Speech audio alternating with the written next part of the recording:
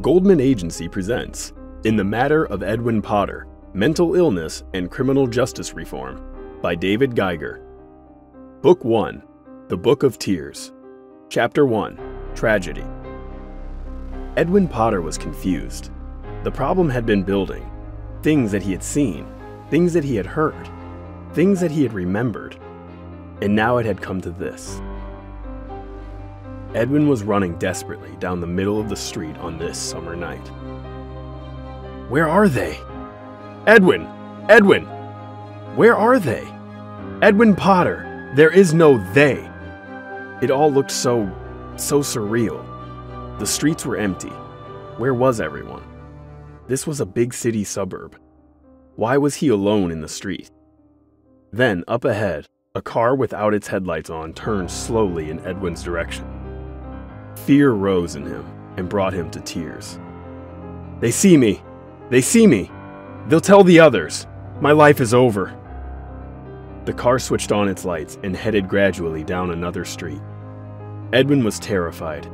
He needed to get to his parents' house, less than a mile from his own home. He could not take his car. It might have been rigged with explosives that they had put there. So, he ran. That car! The car I just saw! What about the car? A coworker had said something. Yes, that was it. He said that they would be watching. They were keeping their eyes on me. There was a project to be done, and he was the one chosen to make it happen. But he was just a young man. He did not know how to take on a project of that size. Millions of dollars. And it was doomed to failure, but it did not matter. He was the one, and they would torture his young wife and infant son to make him bring it to a successful completion. And they were a mega corporation. They could get what they wanted. He reached the hill. A light came on at the front porch of one of the houses as he ran past, and a woman came out quietly. She watched him as he receded up the street, but Edwin focused on his destination, nervous as a cat, knowing that he was running directly into the teeth of the beast. Would he get there? Would they get to him first? Almost there now. When he reached the house, he threw open the door to the breezeway and almost jumped over to the doorbell and pressed it. No one answered, so he opened the screen door and started to hammer the inside door with his fist. He saw the lights come on. He dropped himself onto the concrete step and grabbed the hair at the back of his head, but it was already too late. His father came to the door. What are you doing? What are you kicking the door for? What had he done? Edwin had to choose. Should he trust this man? Yes, there was no choice. If this man were a part of their plan, Edwin would lose.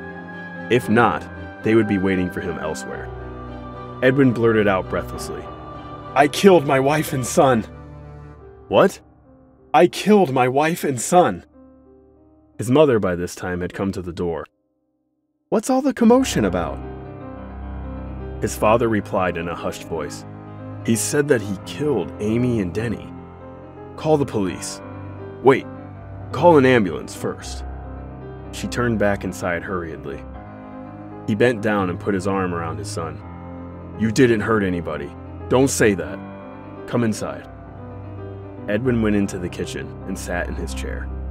His father sat in his own chair and kept an eye on his son. Edwin could hear his mother on the telephone in the next room. In a minute, a police car pulled up in the front of the house. Officer Frank Castellano got out and cautiously approached the kitchen door. Derek? Mr. Potter? We're in here, Frank. How is he? Not well. Let's go into the other room and talk. Can your wife watch him? Ellen? Yes? He wants you to watch Edwin for a minute. Okay. Edwin watched all this happen. Was this clean-shaven young man in uniform really a policeman? How much was it costing them to have him come in a squad car to parade as a cop? How far were they willing to go? How big was this plot? Just how important was he, Edwin? To learn more about this exciting book, visit Amazon or Barnes & Noble booksellers and purchase In the Matter of Edwin Potter, Mental Illness and Criminal Justice Reform by David Geiger, today.